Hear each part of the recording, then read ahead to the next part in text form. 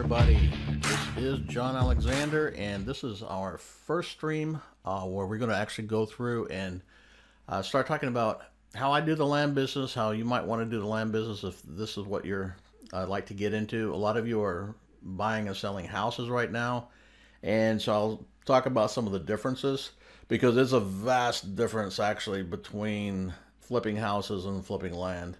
And others may have never flipped land at all, and you're thinking, well, how hard is that? Well, um, if you can buy and sell a car, you should be able to buy and sell land. It's not, as I said, it's not quite the same as flipping a house, buying and selling a house. It's more on the line of buying and selling a car than it is a house, and that's one of the, I guess, the first differences. Um, But what I wanted to do is kind of like, first of all, go over a couple of different things that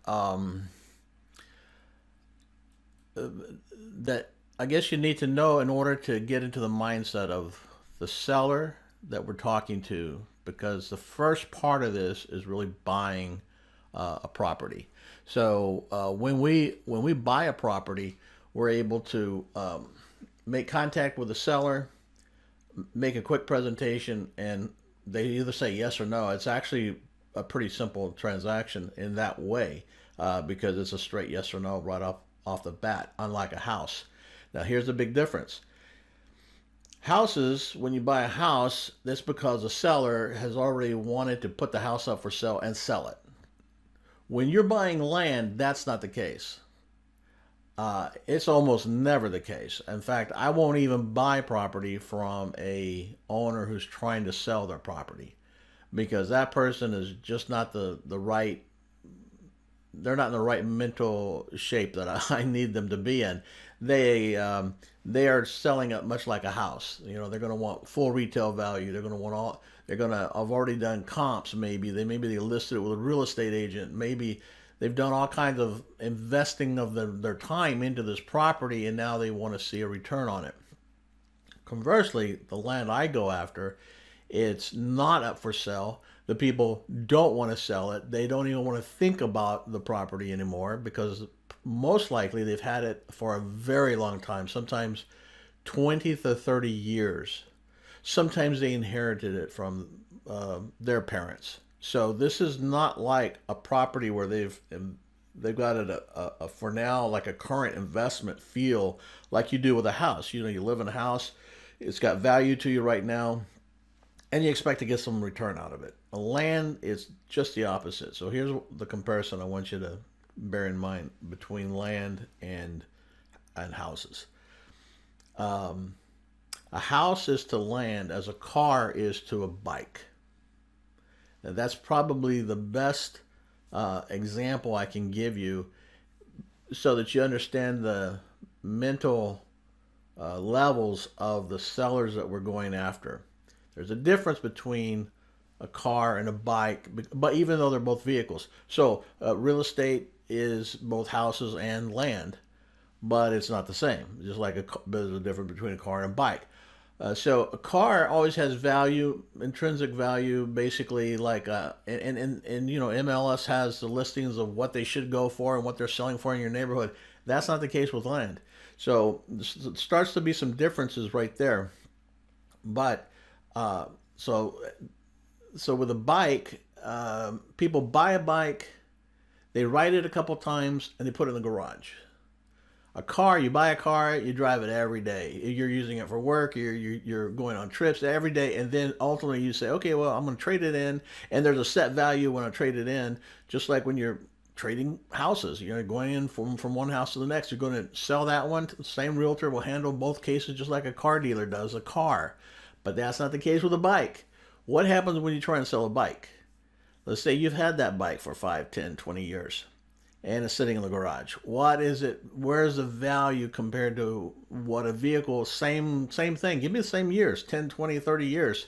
Actually, vehicles will start to go up at some point, or bikes, they just really don't. So it just keeps getting worse and worse for the bike, just like it does for land. So the longer a piece of land goes undeveloped, It shrinks in value to some degree. I'm not saying this in every case because there's some in tight neighborhoods that's not the case. It'll go up and it'll stay there for forever at that one price, and that's the way it is actually in most. And I actually depend on that to some degree, but in the mindset of the owner, that's not the case. The mindset of the owner is, I've got this property. It's like a bike. It's sitting in the garage. I have to deal with taxes every year. I have to be thinking about it. What happens, if I die, who's going to take care of it? How's that going to be dealt with in my estate? These are the things that actually occur to people that make them say, well, I just want to clear my garage out.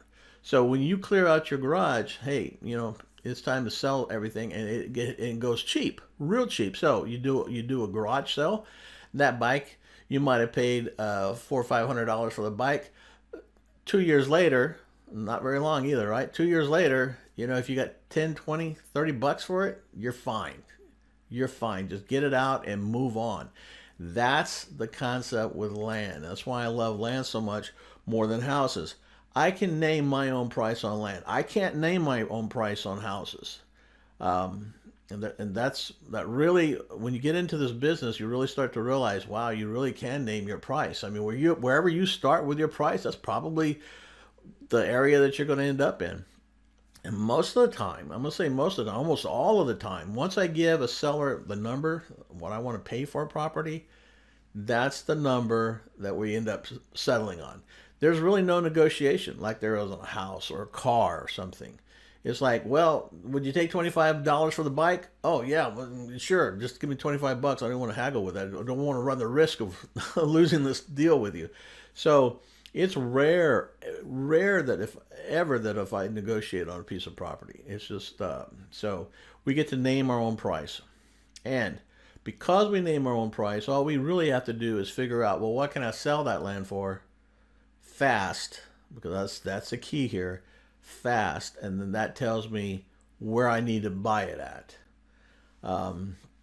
There's a couple of things we'll cover as far as figuring that out, exactly where you should buy at, and figuring out, well, how do I make this deal happen, especially if you have limited funds. And so we'll show you some leveraging. I'll show you some leveraging techniques coming up in another episode. Just on this first one, I just want to get the basis and the concept out, and I want to show you a great tool that I'm using.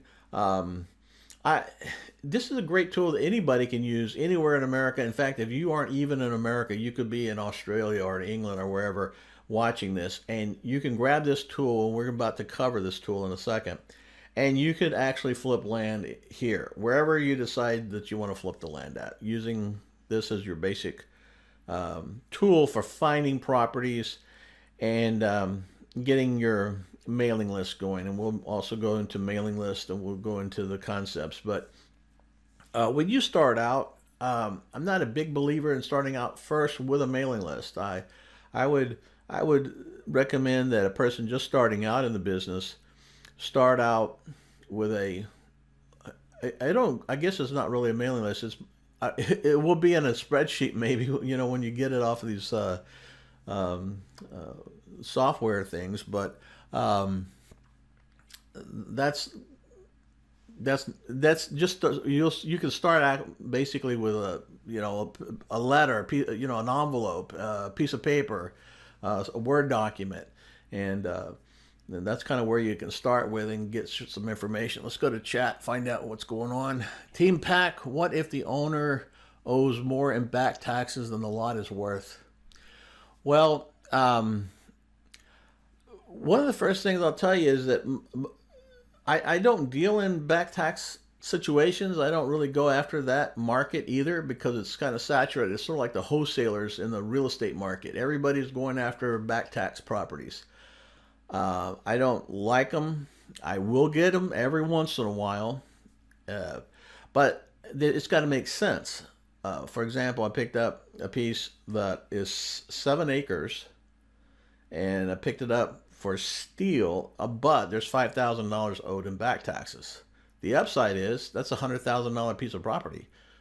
So I bought it on contingency that I will assume the taxes. So to answer your question, you can buy a property where you are stating to them, and actually you can put it right into the deed, that you are buying up a property and you're accepting the future, basically responsibility of paying all property taxes, and you can probably write into your deed anything you want. I might have a deed here we can look at. Um, let me pop it up and see. Let me go to studio mode for a second and see if I can.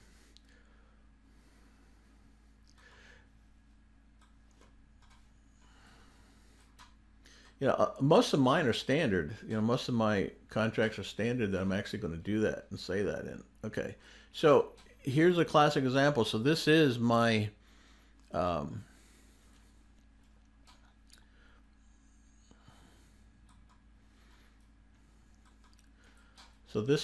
contract here, and or not in the contract, but this is, and the same statement will be in the contract, but basically this will this statement right here um, will basically, it says grantee assumes all unpaid ad valorem taxes and all other property assessments for the existing year and all prior years. So that's a big chunk to take off, but I will take it off because I've done my research. You'll do your research and you'll find out exactly what it is, and then you can kind of go from there. Um, the the whole point of that is that when you buy a property, you've done the proper research on it, and you know what's owed on it, and so if it makes sense, then you're able to assume the existing taxes, and then here's how you play that. When you sell it, you leave it unpaid. All right, since you're not having to close on it yet, because what we do is we flip property, right? So we're not having to pay anything up front. So what we're doing is we are letting when the sale closes where you resell it to your ultimate end buyer, that money then paying for the property flows into your pocket, and at that point, right at the point of closing, you're able to pay the property tax and get it caught up. And so that's how I do it. And most of the time, the person I'm selling to, I mean, it doesn't matter to them. They're paying me a set price for the property. It has nothing to do with taxes. Although I'm going to take that out of that profit I'm making, and then I'm caught up. Afro Investor, hey, welcome. Hello, John. Happy New Year. Hey, Happy New Year to everybody. We're going to start, I think, a great new year. The market is pumping out there, and we'll see. We got half the investors out there saying, hey, it's sliding, and yeah, I mean, I can certainly see where the prices are sliding. But I've seen this also before, and you kind of have to wait until March to kind of figure it out. All right, so they can slide some, but we'll know by March where we are, because the March numbers for existing home sales will come out, and which is showing our February sales, and that's the key month. That's how you figured out how your year is going to go. Is it up? Is it down? March numbers, if they're down, we're in trouble. That means it's going to keep going down the rest of the year. Are you actually closing on these land deals, then reselling, or just controlling, then assigning and releasing your contract? No, I close on every one of them. We in the land business, again, unlike the house business where you do a lot of assigning there and you don't ever have to close, that's not the case in our side of the business. In our side of the business, we're dealing with different kinds of numbers, and we'll get into that because it blow your mind once you understand the numbers and how important that is. But no, you're able to double close these, and so you're buying them and then you're reselling them, and you're using all the money that's being generated to make the deal happen. So it's rare that you have to come out of your pocket at closing with money. I'm going to say the majority of the time. I mean, once you start making some money, then it's just sometimes easier to say, oh, okay, well, I just, that's $3,000. I'll just pay it out of my pocket. But a lot of these lots can be bought for 3 to 6 to 7,000, sometimes 10. So this is the range, and then you're selling them for 12, 15, 20, and maybe max out at 30. So that's a real sweet range in there. So you're buying, and basically in essence, you're doubling the money that you're making. The profit that's sitting there is double. I just bought 5 lots On average, I paid about $7,000 per lot. Bought them all at one time from one owner. I sold them all within 1 week at essentially double the price of each of them. So that's the kind of, and I leveraged that money coming in. So I'll show you and get into details on how to leverage that money on a later episode. But I wanted to cover today this application. I think is great for everybody. If you're getting started in the business, this is a fantastic little application, and it's called Land Glide. Now, if you're familiar with it, and you may have been familiar with it, I thought, okay, well, when I first saw it, I said, oh, that's fine and everything, but there's other ways, and there are, and we'll cover different ways. But if you're just starting out, rather than go out there and try and deal with a local tax assessor and try and get a list or buy these leads that are astronomical, which I refuse to do. I've never bought a list in my life from any commercial company. It's either it's everything I do is I buy it directly from a real source, not like a real estate source guy. Oh, okay, we're selling leads. Okay, so no, that's not what I'm looking for. I'm looking for a company that's a legit big operation. Usually they're multi-million-dollar operations, and they're just tapped in, just like this company here. I wouldn't mind buying my list. There are companies that do, but they're hard to find, and they don't stay around that long. That's what I find. So what I've had to do is just modify and figure out other ways, because I want a business that lasts for a long time.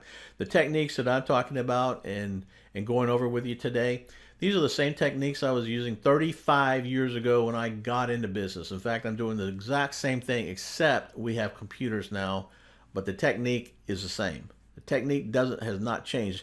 Houses is not the same. The basic, it changes all the time. Every year it changes in the house market, so you have to kind of keep up. But in the land business, so steady, and even in good times and bad times. When I started out, oh, the economy was in a wreck. We had like 20% interest rates back then, and but it didn't translate into the land side. It's just funny. Anyway, this app is called Land Glide, and you can download it for both Apple or Google Play for the Android.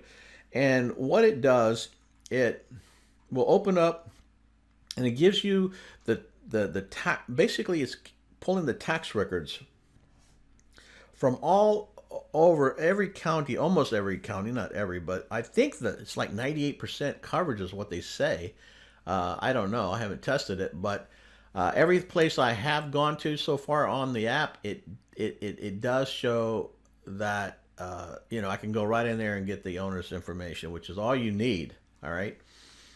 I was talking a little bit earlier about sellers and who I deal with, who I buy with, and why I don't buy from people who have their property up for sale, because they want more money than somebody who's got it like a bike in a garage, ready just to kind of drop it and not have to deal with it, not want to list it. They don't want to do anything. They just want a decent price, whatever that is, okay, and that's all over the place, and then they're ready to move on. So what I want to do is kind of go in and show you how we do this. Now, the very first and most important thing that I'll tell you is that I like to deal with people out of state, owners, called absentee owners. So people who live out of state, but they have property in the state that you're looking at. Because the further away they are from this property, the more likely it is that they're going to just want to just drop it at whatever they can get for it and move on. That is important. So if I am looking at, I'm going to use Houston and the surrounding area as an example here, to give you to show you how this kind of works. But the concepts are probably more important because it applies to any list that you get. So the further away they are, the more motivated they are to get rid of it. And number two, they can be in the state. If you've got a big state like Texas, if they live in Dallas, hey, that's to me out of state. If you live in Austin, out of state. So as soon as you get away from one metropolitan area into another one, you can basically have a motivated, and that goes for every state. I'd say Texas because we have so many like that, but every state is like that. And so keep that in mind. Is that's our customer. That's the base. That's the seller that we're after, and so I can skip over all these other records and all these other lands, so I'm not wasting my mailing dollars on locals who they'll tend to know the market better. They tend to say, "Oh, I'll be moving there someday, so I'm not wanting to sell." That's not the person I want. If I'm in Texas and you're in California, odds are you're not ever going to move back here to this property that you've had for 30 years. It's just not going to happen. You were at a different place. You were in college. I talked to a guy the other day. I bought that was in college. I don't even know why I bought it. Me and my brother went in on it, and I've just been paying taxes on all these years. Does that sound like a motivated seller who's ready to just deal with whatever I gave him? And he did, and he took it. And then he called his brother up and said, "Look, we finally got somebody to get rid of this darn thing, so they don't have to deal with it anymore." So that's the mentality. That's the mindset we're looking for. All right. So what this does, it opens up, and I've pinned a couple just to give us some examples here. But what you're going to do is you're going to like scroll in with your fingers, as you know how to scroll in.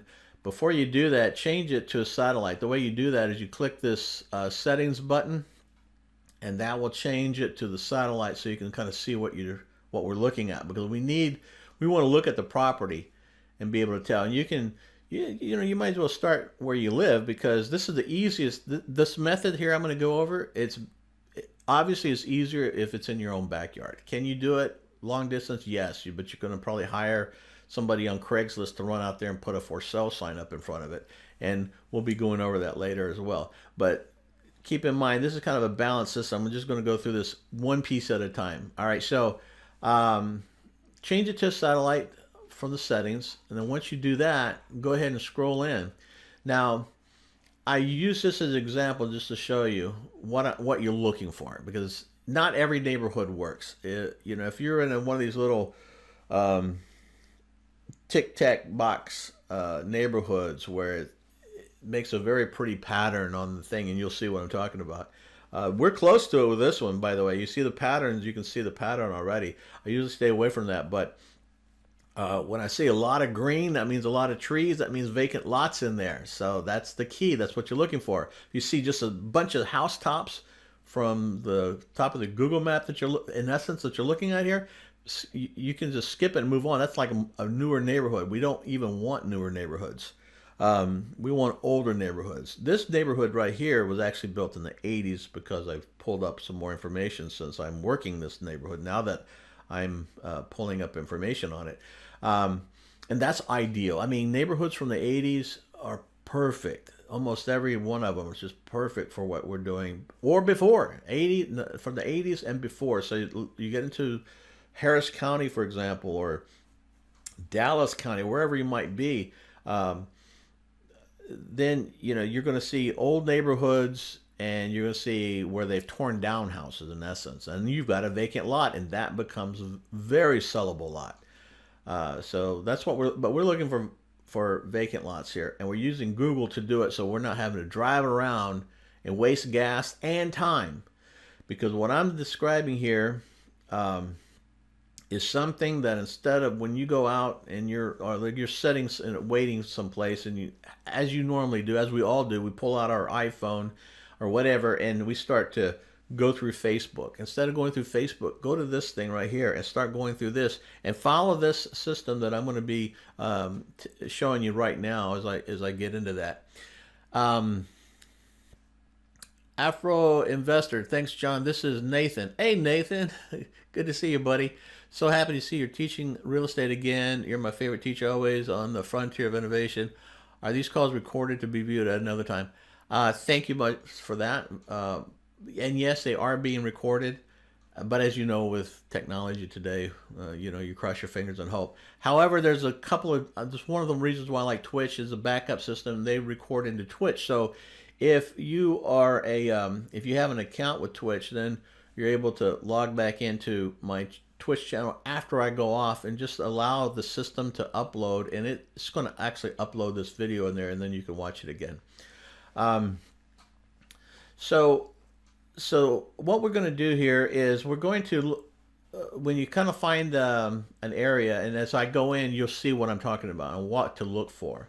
But this little information down here is a link. So by just clicking your finger on it, uh, it's going to open up and or yeah, it's going to open up and it's going to show you the details. All right. So what I did is I started at the bottom of a road, and I'm going to follow the road path all the way up, all the way down. I'm just going to go up and down this road, just like this. I'm going to cover an entire block because I see a lot of vacant, lots in there. In essence, all treed in, which is what you're looking for.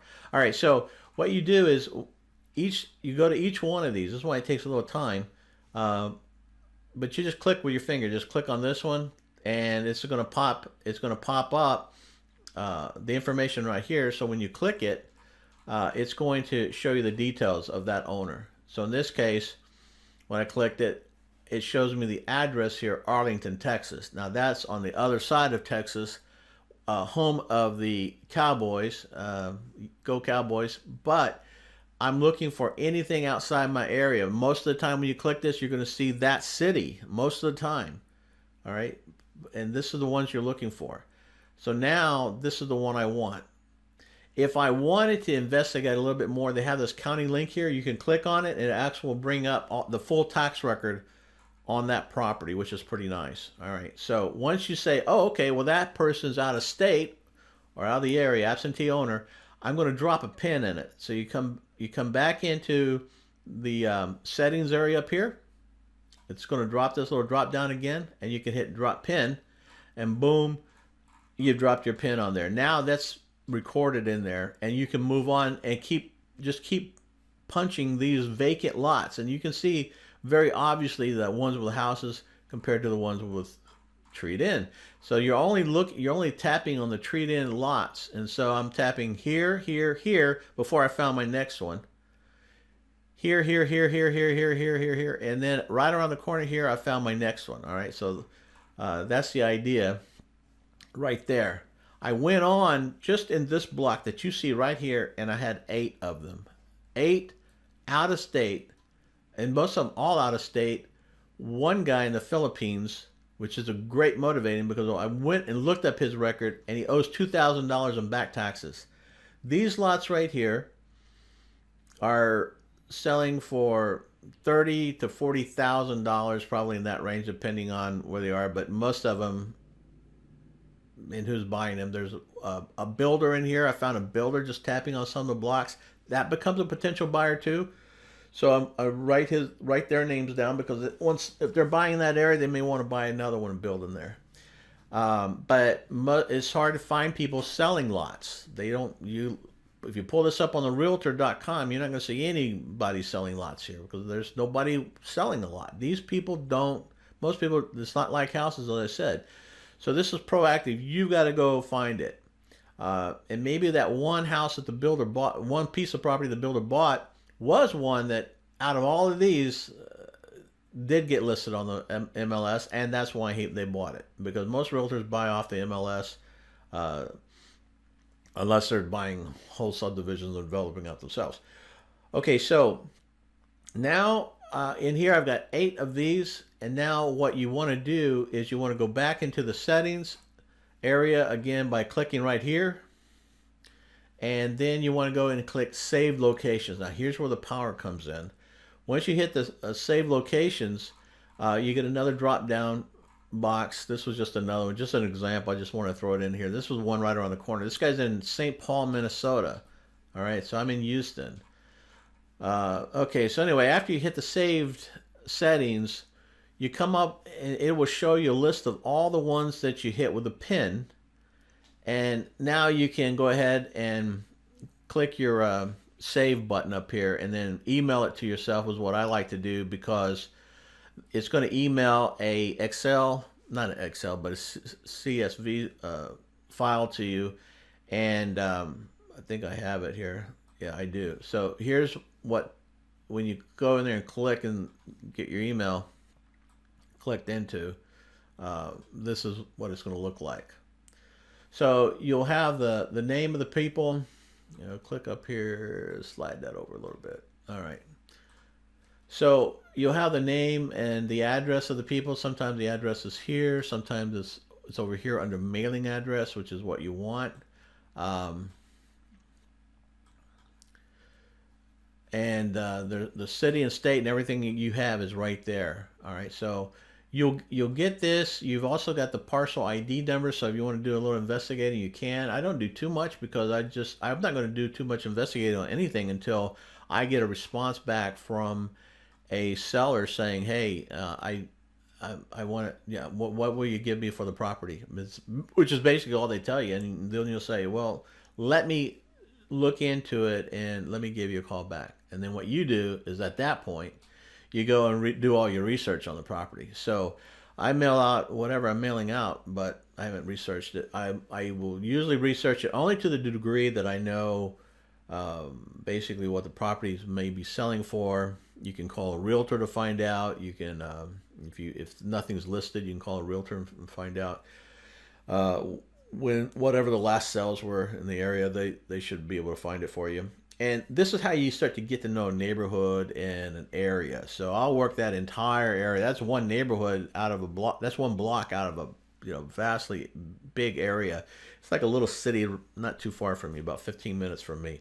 So I'll ultimately work that entire neighborhood. I worked one right south of there, and here's an example of what I found there. So what I found there is little tiny lots that I can buy for $3,000 and sell for 12,000. Again, that's a real common scenario for us. Buy them for three or less. Sometimes you get them for less, and then sell them for 12 to 15,000. That's just a real sweet spot in my market, and it changes. So you got to go find out what the changes are. Now, why? Where do I get that 12 to $15,000 mark? Well, hey, Frutus 2000. Hey, welcome. Thanks for the follow. How do you figure that out? Well, whatever the last sale was that they do have on the marketplace, now that I'm going to just divide it in half. So if in this neighborhood we're looking at the last sale or the last few sales were around the $30,000 area or 20,000, boom, divide by half. So that's what I'm going to sell at, and I'm going to pad it a little bit, obviously, to get a little negotiating room with my buyer. But I'm gonna push it between. So I'm gonna push it up, from there. So that means I've got to buy even lower than that. All right, that's where we come in with that 3,000, 6,000, 7,000, $8,000 level. I mean, I'm just really just trying to, I'm just carving by the thousands off, when I'm trying to buy a transaction from somebody. But that neighborhood that we looked at, that's a really nice area. It's got it's got some really nice houses in there. And I will ultimately just do whatever I need to do to get a contract. One of the things I've taught for many years is that when you first start out in a neighborhood or an area, and especially when you start out in a new area, all right, so you've never worked the area before, the most important thing that you can do is get a contract. And I don't care what the price is. You need to get a deal going with a seller.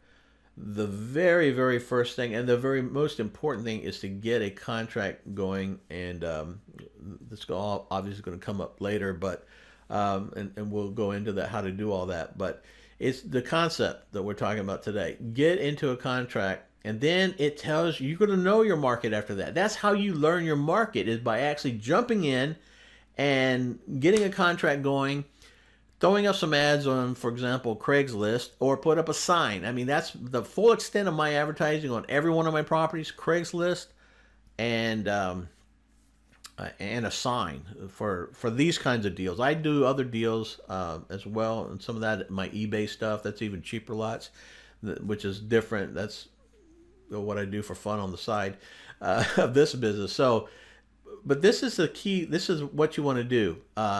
Just get into that first deal, Learn your market on that first deal. Now, after that, every seller you talk to, man, you've got a war story already now because you understand the market. You've already been there. You've done it. You already know what the prices are. No one's going to tell you, no one's going to BS you on what the price should be, buyers or sellers. But you've got to get in there and play with that first deal. That's why I say, if somebody just said, "Look, John, if you put a contract on there for $100,000," which I know is stupid, right? And it would never happen. I'll do it. I'll take that contract. I'll put that contract, and then I'm going to try and flip it. And I'm going to put a price on $120,000 and try and flip it, and make that kind of money. See if that works. And if it doesn't work, what am I going to do? What's the worst possible thing? It didn't cost me anything. It cost me some time to learn my market. Now I've got buyers saying, you can't, I can buy it for this amount of money over here. Oh, okay. So you're buying for 20,000, 25,000. The next buyer says. Now, what does that tell me? It tells me where I can sell at. It tells me I've got buyers that will pay me 20, 25, whatever they're talking. Then that's how you find out.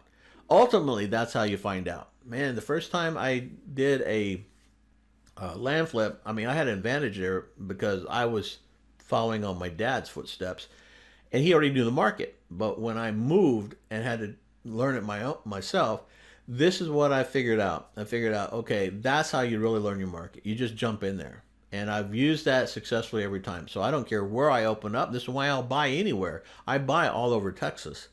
I don't like to go outside my state because you learn your state law. Wherever you want to operate this business, learn that state's laws because they're different in every state. Learn the laws, and you can. And it's not that hard. It's not difficult to learn the laws. They're called property code. Just pull up that state property code online. Put a search on Google saying whatever Alabama property code, and you're going to pop up your property code. And then there's just within there just a few chapters that you actually really need to understand and know, but you certainly want to go over that over and over until you kind of get it. And I do suggest the first time you do it, if you've never done real estate investing before, keep a lawyer by your side on your first deal. Let them walk you through and kind of overshadow you and watch your first deal. That way you know that you're not in violation of any of the laws in that state, because they're all different. That's why I stick with my own state. I've been here my whole life, so I know them, and I grow with them as they change. And then, so this is the other side. So pick a state, stay within that state. Try not to cross state lines because it just gets so confusing. Do you know we have if I do some land deals in Florida, I have to change my documents just because the notary seal, there's a requirement there that you have to have two witnesses. Well, we don't have that in our state. In most states, they don't have that. Kind of a stupid thing to actually have anyway, but they do have it. So, if you don't do that, then you don't have a valid legal document. So this is why, if you've never done any real estate, get a lawyer to look over your first deal. And if you're on a budget, the easiest way to do that is to maybe join one of those legal shield things, because they offer free, a free consultation, for your first deal, and that's all you need. You just need one, and boom, you're in there. Okay, so I think that's mainly what I want to cover. What kind of questions do we have today? Here in New Jersey, it's rare for affordable vacant land. I wish I could name my own price. Well, that's because if you're trying to buy from somebody selling land, this was the very first thing I started out with, and you might have come in late. If you're going after somebody who's put land up for sale, guaranteed that you're in a whole different ball game. This is not what you want to be in. This is why you've got to go and look for the out-of-state owner and deal with them. And that's the only people I deal with, and why I get such good deals. They're the person with a bike in the garage, and if you offer them $5 for that, they'll say yes for the bike. So since these land deals are cash deals, are you using the IP? No, I don't use the IP at all. At all, really. All of these are what we call a double close. So a double close is where I'm putting a contract to pay cash onto the property. And I'll give you this. This is something we're going to cover in our next session, but I'm just give you a real quick overview of it. Let's say I can buy a property for $3,000. Little piece of vacant property for $3,000. It's treed over. As you can see, most of these are just treed over. So I get on a contract for $3,000. I then sell it for $15,000. Hey, welcome, LU Walk, if that's how you pronounce it, 5447. Welcome, thank you for the follow. And so once I get on a contract with my end buyer, I ask for what? A earnest money deposit. How much is the earnest money? $3,000. What you're going to learn in the land business is we don't deal with titles. That money goes from them to me into my pocket.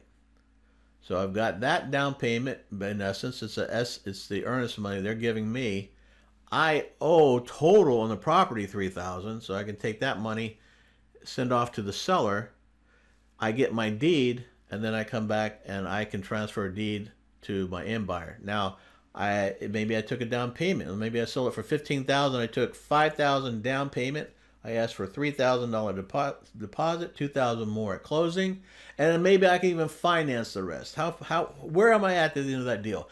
I'm at this. I've got $2,000 extra in cash in my pocket, and I've got a big note that they're paying me monthly on. And most of my notes are $500 notes a month. So if you're buying a piece of property from me like this in this area, you're paying me $500 a month on the payment. So that's the concept. Most of the time, though, I'm cashing out. So I'm selling it for, let's say, if I finance it, it's $18,000, for example. If I get cash, maybe it's $12,000. So I made a $10,000 cash profit on it, just like that. So that's the idea. That's the concept. That's how I leverage in. Why I don't need the IP. Why I can double close everything. I don't have to bring in transactional funders and pay somebody else and have somebody else having to, waste time, make me waste time on the deal. It's very fast. I want speed.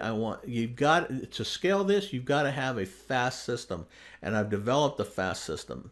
I've got some databases I'm going to show you as you develop your business. I can help you grow that side of the business if you want, just to make it scalable. Otherwise, you're gonna find, oh well, you can handle 1 or 2 or 3 deals a month, but the money is when you're handling 10, 20, and 30 deals a month. So that's really where you want to get to.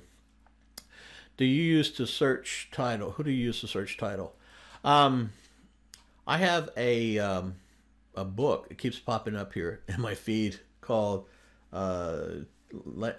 Trust Land Investors Trust. Let me bring up my. Hold on one second. In a book I have a book that's that actually explains so much of actually what we're going over right now in this. So I have a book, this one right here, Living Trust for Real Estate Investors. Now in that book, it's actually going to go through and show you how to do your own title searches. So I do all my own title searches. Now, can you and should you hire that out? If you're just beginning, the answer is definitely yes. You should hire that out to somebody else, because if you don't want to take the chance of messing up, and when you're just starting out, you probably don't. I know you don't. You don't know enough to catch it. So, when you're first starting and you're learning the business, you can go online and I use Pro Title. I have a link. I'll put the link up, or we'll cover it next time, actually, when we get into that. But for like $170, $180, you can have a title search done online, and it's the same one that you're going to get at a title company. And so, but that saves you from not having to go to the title company again. Again, we avoid them. That's just a lot of expense on land. It's not worth it. I explained that in this book. I explained why you don't go to title companies, or you shouldn't go to title companies if you're dealing in this low-end land. Now, there's a difference once you get up into the $60,000, $50,000, $60,000 level difference in land. But we're dealing with the lower-end properties. And if you are in, like I said this to somebody online, if you're in New York or California on the coastline, you're not going to find these cheap properties. You have to go, you have to move, get that map out and move around. If you're in California, you can go right into the Inland Empire and find these exact deals. And they're there. You just have to go out, keep going further and further until you find the deals that are in that area. And the quick way to figure that out is go to realtor.com and start looking at the prices of land in those areas. So there's some filters in there you can utilize to do that. The easiest filter in realtor.com, by the way, is to filter by price. Instead of trying to say, okay, well, I'm looking only for land, because that doesn't filter right in realtor.com. But using realtor.com is probably the quickest way to get into some of the pricing levels, at least for a property. There's some other things we'll cover later on, but that's just in a general sense a way to do it. And just invert it so that it's going descending from price, and that way you can see the cheapest properties that are for sale in a given area. So once you kind of tag an area, let's say that area that we were looking at today, then you can just kind of go in there and find that area, and then find some land that's going from, you can start to get an idea there. Hey Pam, welcome Team Pack, Team APAC. Okay, thanks Pam. Who do you use for that title search? Okay, we covered that, so that was you. Okay, great. All right. Well, any other questions before we? I have. I'm gonna, in this next session, I'm gonna show you. Or I'm gonna show you how you can get all the paperwork that I use on a transaction, and I'm talking about everything, every piece of paper that I have. And I put into a database. This way, I fill out information one time, and now I have it for both sides of the transaction. When I'm buying it, including the legal and everything, and the sell side. Let me see if I think I have something up. I don't think it's right there on that one. Let me go over here. But it doesn't make it good. All right, so here's a classic example of that. So I use an autofill system. So you go in here and you just click in here and you autofill all your information in one time. And there's not a lot. Look, this is actually for a deal. This is the most complicated deal that I deal with. And that is where I'm going to buy a piece of property, and now I'm selling it. And most of this is already filled in when I bought the property. So it's, so you've got this information there. But now you're up to selling it. So what I'm going to sell it for, here's all my financing. This is all the financing stuff you need to put in. Again, these are my typical deals here. So once you put that in there, then you update the record. I also have this system where just to make it legal, and if you guys are doing your own stuff, you know what I'm talking about. But instead of trying to copy out a legal description into your deed, all right, which looks like this part right here, lot 7, that's actually a picture. All right, so in my system, the way I devise my systems, and how you can use the same system, by the way, I have it where I can just do a screenshot of the legal. Now, it doesn't matter how big this is. If this thing is, half a page long or 2 pages long, it's still going to fit in here. It's going to push all of this stuff, the deed and stuff. It's going to push it down. But look, it does your closing statement for you. It does a purchase contract. When I'm selling this is the sell side, right? And so it gives the letters that get sent out, and down to notice of contract for deed, where I'm going to file this with the county to lock in my deal, and then my notary request, because I close so much of this when I'm buying or selling. I might be closing on, across state lines or something. So what you do here is you upload a picture. You just, a picture of that. You take a screenshot of legal, and then you can go right here and upload it. Just like you can upload your logo, and your logo, see, there's my logo. So it automatically puts it in all this stuff too. So it basically creates your entire package. Now you can copy that all out, and you can take it into a Word document and save it into the Word document, and then you can manipulate the data, or if you need to change something later, you can do that, and then you save it as a file. So you can do both sides. You can do your purchase and your sell side minus whoever the name and address of who you're selling it to and the ultimate price. But that's all you're going to fill in on the second side of the document. So basically, it's filled out. But still, the system, a database system, makes it easier. And then once you get to the next level, above that, where you're just doing you're just doing numbers. Right now, I think I have active 35 land transactions going right now. And when you're dealing with those kinds of numbers, then you need a one step above that database. And I have that. And and just to make my life easier, I have a VA that does all of that. She's the one that puts all that in there. She does everything. All I do is come in, I oversee it, I just make sure it's all right. I'm going to double check everything. I do the title search, again, myself, just to make sure that's done right. But she actually does a lot of the title work now herself because she can catch the easy stuff. So if I see that there's a lien or something, so obviously, then she could catch it and she'll put that in the notes. So this is the way you can ultimately set up and scale your business as big as you want, or you can keep it fairly small. You can do what we talked about today with this system here. And when you download this Excel spreadsheet, you can just write out a letter. I mean, I have everything that I need to make instant letters, and so I keep everything like with that hands grip. So I have envelopes, I have I have envelopes, I have letters, I have stamps. Now everything, as you can see, you've got to keep your office in a way that you can get to all this really important stuff fast. Otherwise, you just don't make time for it, and you say, okay, I'll get around to it. So if you make it easy on yourself, get all your supplies and keep them ready. So when you have a deal, that phone will ring, and I can open my computer, put in just a few pieces of information, and I can print out my contract and everything and have it in the mail the same day, because I don't want people to sit on anything. I don't want them to think about it. I don't want them to. And I want to be efficient with them because they appreciate that as well, and then they want to do business with you. Any other questions?